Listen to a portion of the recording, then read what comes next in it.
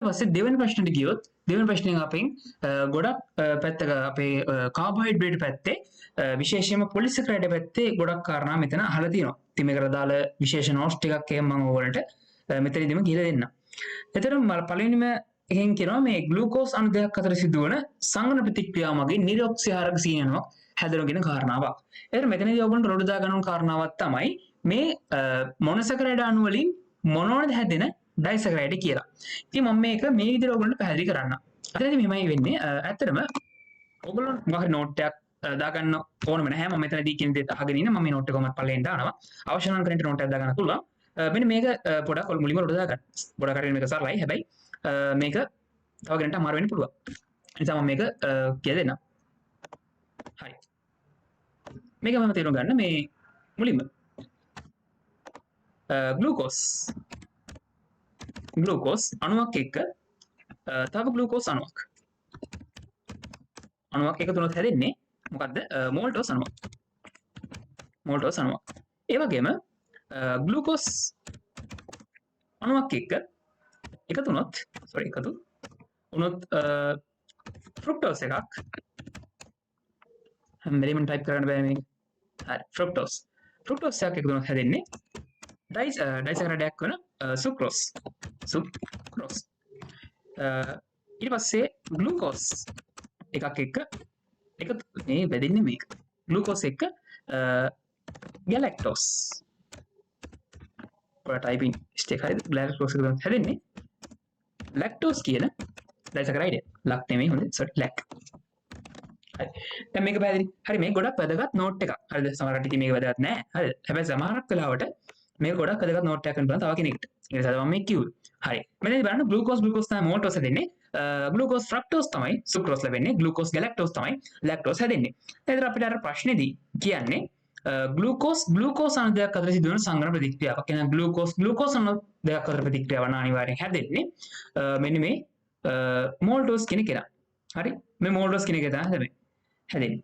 තාම මෙතනදීම විශේෂ නෝට් එකක් තමයි අතනදි කියලා තියෙනවා නිරොක්සිහාරක සහ ඔක්සිහාරක කතාව. මතක තියාගන්න ලේසිම දේ තමයි මෙන්න මේ ෆ්‍රක්ටෝස් කිව්වොත් අනිවාර්යෙන් නිරොක්සිහාරක තමයි. හරිද? ෆ්‍රක්ටෝස් ඊට පස්සේ සුක්‍රෝස්. හරිද? මෙන්න මේ කට්ටිය තමයි අපිට හම්බෙන නිරොක්සිහාරක කියන නම ගෑවිලා තියෙන කට්ටිය. අනිත් මේ හම්බෙන ග්ලූකෝස්ලා. හරි. අනිත් මේ හම්බෙන මෙන්න මේ ග්ලූකෝස්ලා. ඊට පස්සේ මේ ගැලැක්ටෝස්ලා. මම එක වටකින් ගත්තේ කට්ටිය. මේගොල්ලෝ ඔක්සිහාරක සීනි විදිහට අපි සලකන්නේ. ග්ලූකෝස්, ගැලැක්ටෝස්, ඔක්සිහාරක සීනි. අපිට හම්බෙන එකම කතා කරන්න තියෙන මේ නිරොක්සිහාරක සීනි වර්ග වෙන්නේ මේ ෆ්‍රක්ටෝස් සහ සුක්‍රෝස් කියන කෙනා. ඉතින් ෆ්‍රක්ටෝස් කින් හැදෙන එකත් අර වගේම නිරොක්සිහාරකයක් තමයි. හරි. ඊට පස්සේ ඊළඟ කාරණාව ගත්තට පස්සේ එතකොට සංග්‍රහ ප්‍රතික්‍රියාව නිරොක්සිහාරක සීනි උනක් හැදේ. අපි දන්නවා ග්ලූකෝස් අණු දෙකක් අතරකින් හැදෙන්නේ මෝල්ටෝස් කියන්නේ මම කිව්වා ඔක්සිහාරක කියලා නේද? මෝල්ටෝස් කියලා කියන්නේ ඔක්සිහාරක. දැන් ග්ලූකෝස් ඔක්සිහාරක නම් මේ දෙන්නකින් හැදෙන මෙයත් ඔක්සිහාරක තමයි. හරිද? ග්ලූකෝස් ගැලැක්ටෝස් ඔක්සිහාරක නම් ඒ දෙන්නකින් හැදෙන ලැක්ටෝස් කියලා කියන්නේ ඔක්සිහාරකම තමයි. හරිද? ඒක වෙනසක් වෙන්නේ නැහැ. හරි? තේරෙනවද? ඒතොර මෙන්න මේ අතරම උතන මතක තියාගන්න වෙන්නේ මෙන්න මේ ග්ලූකෝස්ද ෆ්‍රක්ටෝස්ද ගැලැක්ටෝස්ද කියන එක්කෙනා විතරයි. මොකද ඒගොල්ලොන්ගෙන් හැදෙන කට්ටිය ඒගොල්ලොන්ගේම කට්ටිය තමයි. හරි. ග්ලූකෝස් කියලා කියන්නේ මම කලින් කිව්ව විදිහටම ඔක්සිහාරක සීනි කෙනෙක්. ඒතකොට එයාගෙන් හැදෙන මෝල්ටෝස් කියන ඔක්සිහාරකේ. ගැලැක්ටෝස් කියලා කියන්නේ ඒ වගේ ඔක්සිහාරකයක්. ඒතකොට එයාගෙන් හැදෙන ලැක්ටෝස් කියන ඔක්සිහාරකේ. ෆ්‍රක්ටෝස් විතරයි අපිට හම්බෙන එකම නිරොක්සිහාරකය වෙන්නේ. ඒතකොට එයාගෙන් හැදෙන්නේ සුක්‍රෝස් කියන නිරොක්සිහාරක සීනි වර්ගය. හරි. එතනයි විතර කාරණාව. ඊට පස්සේ ඊළඟ කොටසින් කියනවා ගැලැක්ටෝස් කියලා කියන්නේ කීටෝස් සීනි වර්ගයකි. ඔන්න දැන් තව තීර කැලලක් ආවා. මොනවද මේ කීටෝස් ඇල්ඩෝස් කියලා කියන්නේ? හරි. මෙතන මෙහෙමයි. කීටෝස් සහ ඇල්ඩෝස් කියලා ඇත්තටම ඔක බෙදෙන්න හේතුව වෙන්නේ අපිට හම්බෙනවා මේ මොනොසැකරයිඩ් වල කාබොනිල් කියලා කාණ්ඩයක්. හරි. කාබොනිල් කාණ්ඩයක් හම්බෙනවා අපිට මෙන්න මේ මොනොසැකරයිඩ් වල. එතකොට මේ කාබොනිල් කාණ්ඩය ගැන කතා කරද්දී මේ කාබොනිල් කාණ්ඩය ඇත්තටම ප්‍රධාන කොටස් දෙකකට බෙදෙනවා. හරි. කාබොනිල් කාණ්ඩය ඇත්තටම ප්‍රධාන කොටස් දෙකකට බෙදෙනවා. ඒ තමයි අපි කතා කරන ඇල්ඩෝස සහ කීටෝස. හරි. එකක් තමයි ඇල්ඩෝස කියලා කියන්නේ. අනිත් එකට කියනවා අපි කීටෝස කියලා. හරි ඇල්ඩෝස් සහ කීටෝස.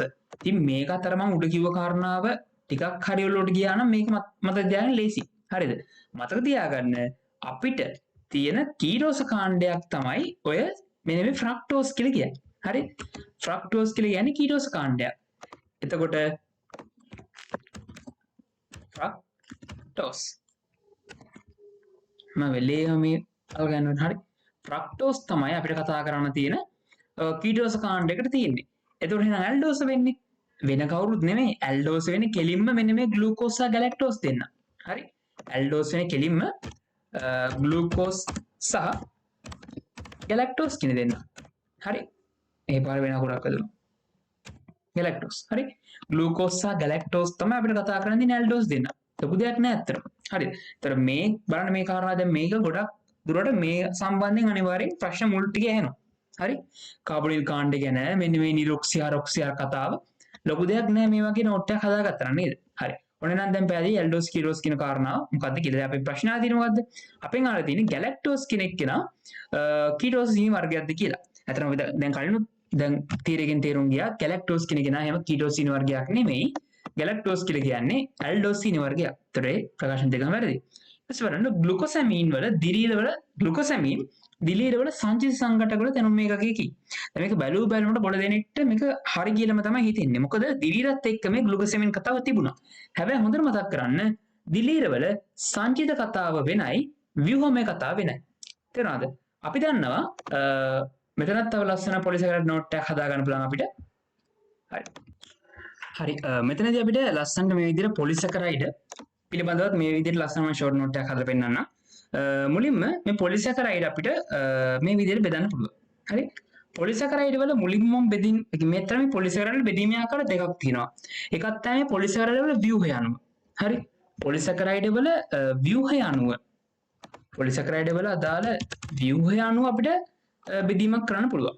ඒ වගේම පොලිසැකරයිඩ් වල කෘත්‍ය අනුව. හරි? පොලිසැකරයිඩ් වල කෘත්‍ය අනුවත් අපිට මේක තවත් කොටස් කිහිපයකට බෙදන්න පුළුවන්. දැන් ව්‍යුහය අනුව බෙදීම ගැන කතා කරද්දී පොලිසැකරයිඩ් වල ව්‍යුහය අනුව ඇත්තටම ප්‍රධාන කොටස් දෙකයි.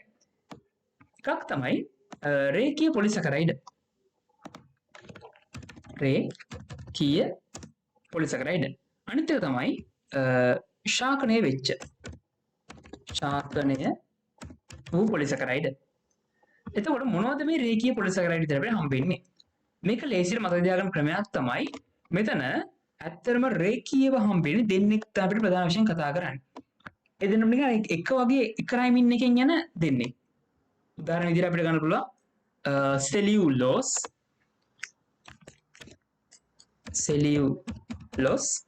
සහ අනිත් මොකද්ද?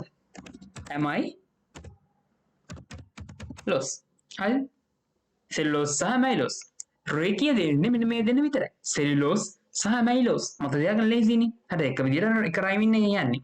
ඒතර ශාකණය වෙච්ච කට්ටිය විදිහට අපිට කතා කරන්න පුළුවන්. අනිත් අර අපිට හම් වෙන කට්ටිය ගොඩක් දුරට ශාකණය වෙච්ච කට්ටිය. උදාහරණයක් ගත්තොත් ඔය අපි කියන ග්ලයිකෝජන්. හරිද? ග්ලයිකෝජන් කියන කෙනා. ග්ලයිකෝජන්. ග්ලයිෝ නෙමෙයි. ග්ලයිකෝජන් කෙනෙක් කෙනා ශාකණය වෙච්ච කෙනෙක්. ඊට පස්සේ ඔය ඇමයිලෝ පෙක්ටින් කෙනෙක් කෙනා විදිහට ශාකණය වෙච්ච කෙනෙක්. හරි? ඊට පස්සේ අපිට හම්බෙන පෙක්ටින් වගේ කට්ටිය. හරි? ඒ වගේ කට්ටිය ලොකුට ඒගොල්ලෝ නම් වැඩි ඕනේ නැහැ. මතක තියාගන්න අපිට කතා කරන්න තියෙන ප්‍රධානම රේඛීය දෙන්නේ මෙන්න මේ සෙලියුලෝස් සහ ඇමයිලෝස් කියන දෙන්නා. හරිද? එතකොට දැන් කෙනෙක්ට ප්‍රශ්නයක් අහනවා අර අපි ගොඩක් සුලභව කතා කරන පිෂ්ඨය ගැනයි මම මෙතන කතා කරේ නැත්තේ කියලා. ඇත්තටම පිෂ්ඨ කෙනෙක් කෙනා මේ රේඛීය සහ ශාකණීය කියන දෙකම සමානිතයි. සරලව කිව්වොත් මේ මම කතා කරලා තියෙන මේ ඇමයිලෝස් සහ මේ ඇමයිලෝ පෙක්ටින් කියන දෙන්න එකතු වෙලා තමයි ඇත්තටම පිෂ්ඨ කියන දේ හැදෙන්නේ. ඒකයි මම කෙලින් මෙතන කෙනෙක් එක පැත්තකට දැම්මේ නැත්තේ පිෂ්ඨය කියලා. තේරුණා නේද? ඊට පස්සේ කෘත්‍ය අනුව ගත්තට පස්සේ අපිට නැවත ප්‍රධාන ආකාර දෙකකට බෙදන්න පුළුවන්. හරිද? නැවත ප්‍රධාන ආකාර දෙකකට බෙදන්න පුළුවන්. එකක් තමයි සමහර පොලිසැකරයිඩ් ඉන්නවා ඒගොල්ලෝ කෘත්‍යයක් විදිහට කරන්නේ ව්‍යුහාත්මක කෘත්‍යයක් තමයි සිදු කරන්නේ. තව කෘත්‍යයක් තියෙනවා මේගොල්ලොන්ගේ. ඒ කට්ටිය කරන්නේ ඇත්තටම මේ සංචිත කෘත්‍යයක්. සංචිත කෘත්‍ය. හරිද? ව්‍යුහාත්මක කෘත්‍ය කරන සෙට් එකක් ඉන්නවා. ඒ වගේම සංචිත කෘත්‍ය කරන සෙට් එකක් ඉන්නවා. ව්‍යුහාත්මක කෘත්‍ය කරන සෙට් එක ගත්තට පස්සේ ගොඩක් කරාට මේගොල්ලෝ ඉතින් කරන්නේ අදාළ ව්‍යුහාත්මක කොටස් හදන එක. උදාහරණයක් ගත්තට පස්සේ යන්න පුළුවන් ඔය සෙලියුලෝස් කියන එක න. හරි. ඒක වෙන පටක් ගමු. සෙලියුලෝස් ඊට පස්සේ තව ගන්න පුළුවන් කවුද? තව අපිට ගන්න පුළුවන් ව්‍යුහාත්මක පෙක්ටින් නේද? පෙක්ටින් ඊට පස්සේ කයිටින්. හරි පෙක්ටින් කයිටින් සෙලියුලෝස් හරි මේ වගේ කට්ටිය අතර ව්‍යුහාත්මක වෙනවා. ඒතකොට සංචිත පොලිසැකරයිඩ් වෙන්නේ කවුද? පිෂ්ඨ ඊට පස්සේ ග්ලයිකෝජන්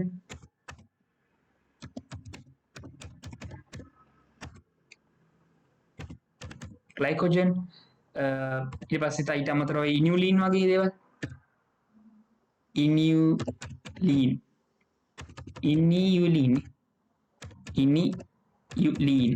හරි ඔය වගේ මේ කට්ටිය තමයි ප්‍රධාන වශයෙන්ම සංචිත කෘත්‍ය කරන්නේ. ඒතර මේ ව්‍යුහාත්මක කෘත්‍ය කරන්නේ මේ සෙලියුලෝස්, පෙක්ටින්, කයිටින් වගේ දේවල් ටික. ඉතින් බලන්න මේ කොටසෙන් අපි සම්පූර්ණයෙන්ම ගොඩක් දුරට පොලිසැකරයිඩ් ගැන විභාගයට අහන කාරණා ටික කවර් කරා. දැන් බලන්න මේ ප්‍රශ්නේ මොකක්ද අහන්නේ කියලා. ප්‍රශ්නේ අපින් අහන්නේ ග්ලුකසැමීන් දිලියවල සංචිත සංඝටක තැනුම් මේකකයක්. දැන් කොයි එක ගොඩක් දුරට වරද්දන කාරණාවක්. මොකද හේතුව දැක්ක ගාම මේකට හරි කියලා තමයි ගහන්නේ.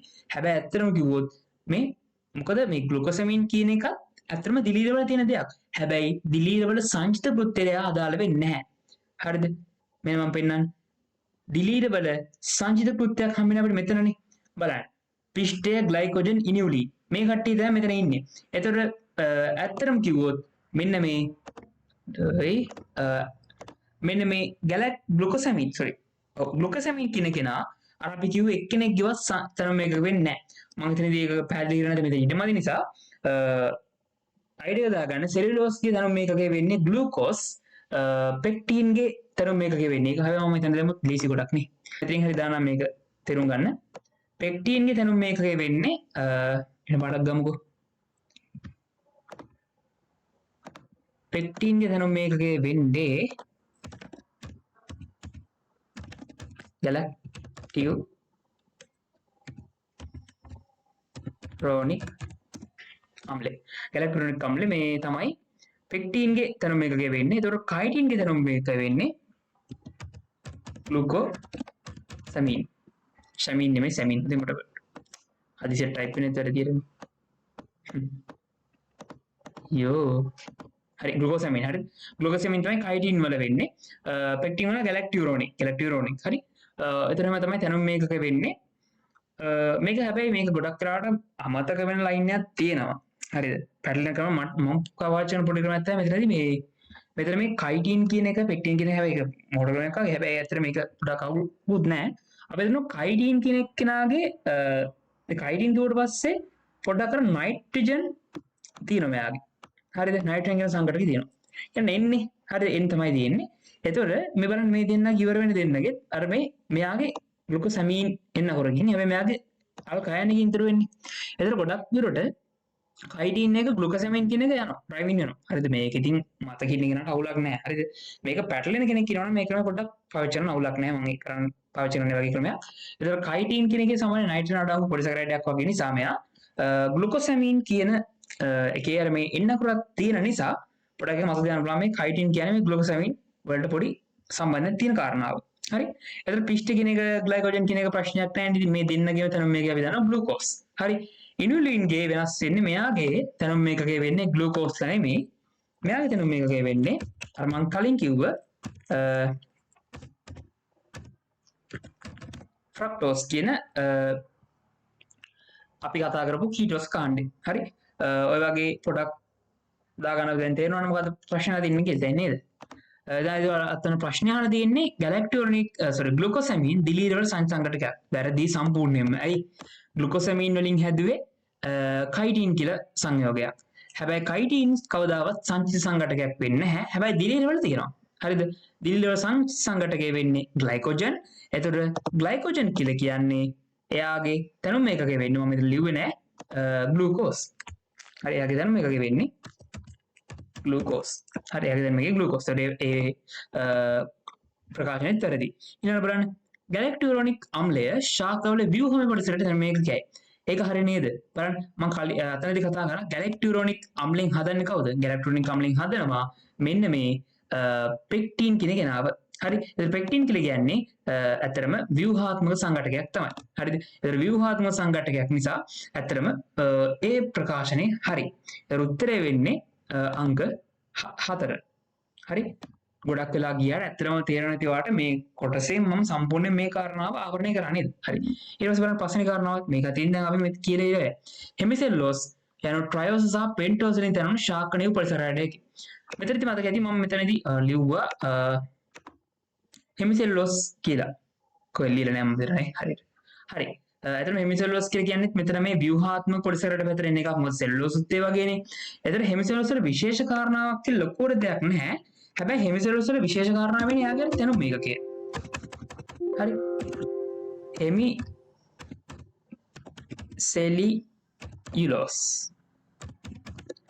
විශේෂ කාරණාව වෙන්නේ මෙයා හැදිලා තියෙන දේ. හරි.